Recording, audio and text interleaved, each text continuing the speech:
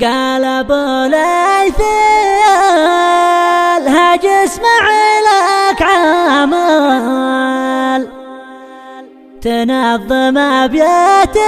محكمة بمنطق جميل،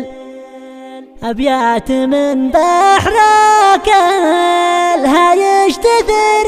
الجدل، مثل الصواريخ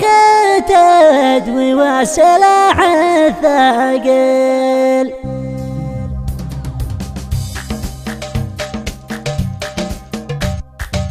قال ابو ليث الهاج اسمع لك عمل تنظم ابيات محكومة بمنطق جميل، ابيات من بحرك الهايج تثير الجدل، مثل الصواريخ تدوي والسلاح الثقيل. يا مرسل الشل مكتوب معك في عاجل، وشد حالك ترى المشوار تكفى طويل، اركب على جيبه حبة جرس 7 دبل 2020 مضمونه من اخر موديل، على اليمن ذيبه اهل الجود والطيبه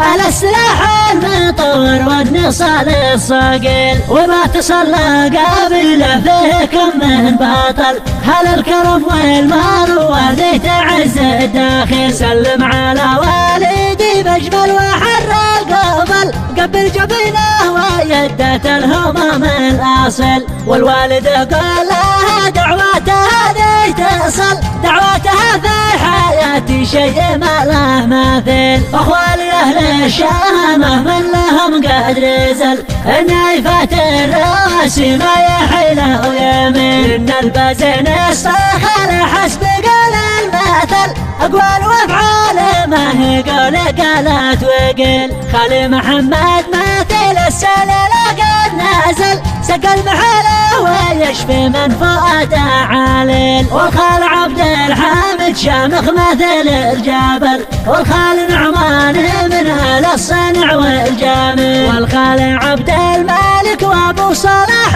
البطل، مهما مدحناكم ان المدح فيكم قليل، والخال عبد الله المرحوم ذكره داخل وسط الحنايا وقلبي من فرقه عليل، والخال صالح بحسن الظن فيه الامل، مثل المهلهل ومثل القيل والبدوي، واذكر ناسبي ما عمر لو حصل ما حصل، منسى جميلك ومعروفك لو اصبح قاتل، يا مكرم الضيف بلحم الضأن هو العسل، يا صاحب الخير للمحتاج وعابر سبيل، قدره يزن كوكب المريخ وكوكب ساحل، انا اسال الله يجزيني برد الجميل، وابو محمد صادق يكدر والحلل، ونعم بكم يا العوام الراس صبات باكل، رجل مواقف وفي علمه دول العلل، ولاد عداعي الصدقه مشد الراحل، والختم صليته